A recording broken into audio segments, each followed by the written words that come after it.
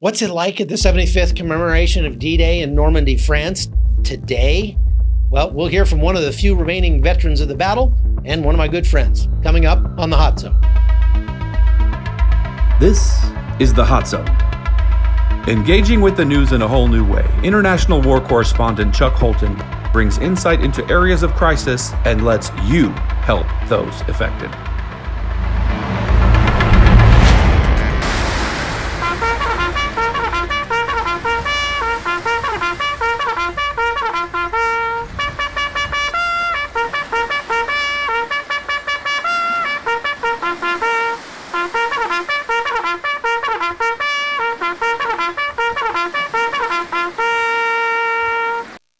Well, folks, every year when the anniversary of D-Day comes around, it seems like we say this might be the last one where actual veterans of the battle get to attend. But amazingly, there are still a few hanging on who are fit enough and tough enough to travel to Normandy for the 75th anniversary of the invasion. They'll be joining hundreds of thousands of people visiting the sites of that important moment in world history this week, where so much blood was shed for our freedom. So today, I want to bring you a couple interviews with some of these special people. First coming up is my good friend Marcus Hull, who served with me in the Rangers back in the 80s and now helps run the Three Rangers Foundation, which provides veterans with financial, spiritual, physical, and mental support and assistance. Okay, Marcus, you're out on Omaha Beach, man. I wish I was there with you. Tell me about what's going on out there. It's pretty amazing. You know, it's the 75th anniversary of the D-Day invasion here in Normandy. Which happened on June 6th of 1944. And so you had Allied forces coming in from England over here, invading where the occupied France. Germans had strongholds here. This is Utah Beach, and behind me you see the cliffs maybe of Pointe du Hoc, and then Omaha Beach. So the way I understand it is the cliffs there at Pointe du Hoc, where the 2nd Rangers scaled those cliffs. They're the highest point, and that's why they're pretty distinguishable from here. About 5 miles walk from this point, and so we have lots and lots of people that are here. Interesting. Most of them are French. They don't speak English at all, and they're dressed as American soldiers. So they have patches from the 101st to the 82nd to almost every unit that was here, but very few are dressed as French soldiers. And of course, there aren't a whole lot of people dressed up as German soldiers, but there are some. Yeah, well, so is this your first time going to Omaha Beach? Have you been there before? Never been here before. It's pretty momentous. I bet. And as you say, the French are very appreciative of the sacrifices made by American soldiers there. As a matter of fact, sometimes I think maybe the French understand it a little better than most Americans do. But tell me about the feelings you're having as you go around and see these monuments to the men who died there. Over 50,000 guys in the Battle of Normandy. Unbelievable on the Allied side. Tell me about what it's like to be there. It's surreal. Most of the churches were built back at the turn of the century. I mean, the turn of the 19th century. So they're pretty old, and they still have bullet holes. We went to the church today where the one soldier who was parachuting in from the 101st was caught on the pinnacle of the church and was hanging there. I think he was shot twice, and he survived. And you're sitting there looking up at the peak where he was hanging from, and they have a dummy hanging up there now, but you just see that, and you go inside the church and the stained glass. It's just outstandingly beautiful. I mean, even if you weren't a military history buff, you would still be in awe. Yeah, for sure. That there at St. Mary Glees is pretty amazing, and I've been there with a guy who jumped in at that point. And we interviewed him. It was pretty spectacular. There's going to be a lot of ceremonies and things going on over the next couple of days. Tell me what your plans are. What's your itinerary look like? Well, today was going around to several of the different areas that were outside of. There's a restricted travel area, restricted ban that goes into effect tomorrow, 4 June, that runs through the end of 6 June.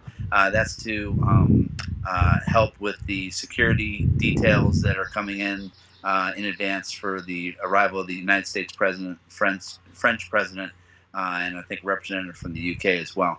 And so we wanted to get everything outside of that restricted area today. Tomorrow we'll be at Pointe du Hoc for a ceremony at 8 in the morning, and we're going to get there super early. Then there'll be some ranger-specific events, a lunch and a dinner after that in that area. Then the next day on the 5th, I believe we're going to be and walking around and just seeing what things are going on there. And then the 6th is the big ceremony there at the cemetery. President Trump is scheduled to be there along with all the other dignitaries. We actually have passes for that event, so we'll see if they work and actually can get us in. So are you there on behalf of the Three Rangers Foundation, or did you just go kind of on your own? I just kind of went on my own because I said this is definitely the place to be, and there's a whole lot of people, a lot of living Ranger history here. We have a lot of former sergeant majors from the regiment that are here, and of course we have representatives from 2nd and 3rd Ranger Battalion here as well. Oh, that's cool. So you're getting to hang out with some other Rangers then?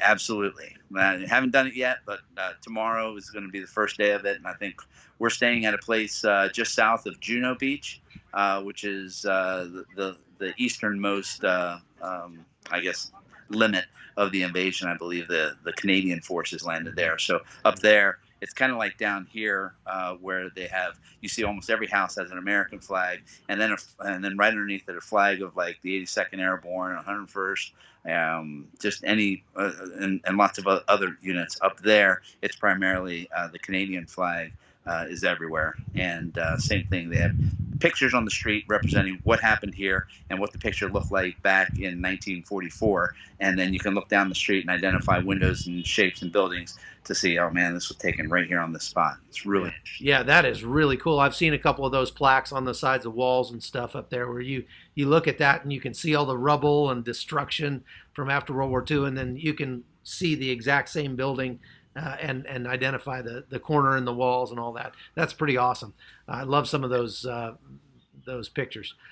Well, I'm glad you're getting a chance to go see that history and say hi to some of our Ranger buddies for me. Have you seen any World War II veterans yet? I have not seen any World War II veterans yet, Chuck, but I'm very hopeful that tomorrow we'll see some at Pointe du Hoc. Awesome. Great. Well, give them our best and enjoy yourself out there. Absolutely. Thanks a lot, Chuck. I appreciate the opportunity to Ranger lead the way. All right. Cool. So if you're passionate about supporting our veterans, the Three Rangers Foundation is a great way you can do that. You can find them on the web at threerangersfoundation.org. Okay, next, I want to let you hear from some World War II vets who became part of the legend that started back in 1944. This is powerful stuff, so hurry, go get your sons and make them listen to this guy. George K. Mullins. What brings you here to Normandy? To pay my respects to the boys that didn't make it back. What did you do here in Normandy? I first landed not too far from here, out of a boat, and we went to the Dove River. We crossed the Dove River, I don't know what day. We had one casualty that day just before we crossed. And we made the crossing, I believe, before midnight. And we had the most casualties one time, as I know of the 327 all during the war. How did you survive? Well, I was one of the lucky ones. I was alive next morning. Anything about your upbringing or courage? I lived through the Great Depression and must have been one tough guy. took my basic training, Camp Wheeler, Georgia. After working all day, we could go in a full field or a hike with a full field pack, 30 miles. I had a short training in my basic training. I had never seen a tank, and I never seen a piece of artillery. But believe me, when I got right here in Carentan and on and through, I learned it fast. Walking here today, what's going through your mind? What do you feel? How come I'm here? How come I'm here? Excuse me, and no one else in my outfit. And I recognize the older buildings. What would you say to them if they were here? Or if you could talk to them? I think I'd be so happy that I couldn't ask a question. We were diggers. So what are you talking about, diggers? I said, we never stopped 15 minutes till we were digging a hole. And that's the way we survived, is underground. And it didn't, the faster the artillery came in, the faster we could dig. I spent 72 days up in Holland on the front lines. And we needed a little rest, but we came down to Normandy, and we was back in Bastogne, Belgium in 2 weeks. So how long were you over here total?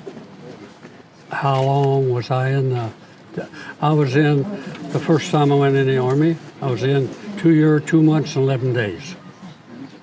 And were you just pulled out of your town? Were you drafted, or how did you enter? Were you drafted? I was drafted, but I let them draft me. I was going to sign up anyway, so I didn't bother to volunteer. So I said, they're going to get me anyway in a few days. So I never bothered, they got me anyway. But after this campaign, I was pulled back in the service, and I spent 1 more year in the Armed Security Agency. How do you look so young? What's your secret? That'd take a while for me to answer that. I give credit to my father and mom, and that's first. I would have to give credit to my creator, Art. My mom and dad next. And being married 40 years to a little angel. That's how come it be. I guess I came from a strong family. All right, that's all for the podcast today, folks. I'm still working my way to Afghanistan as you watch this, and I'll have some great stuff for you next week on that. So stay tuned, and thanks for being a part of The Hot Zone. The Hot Zone is produced by Amy Holton and Livefire Media. Copyright 2019.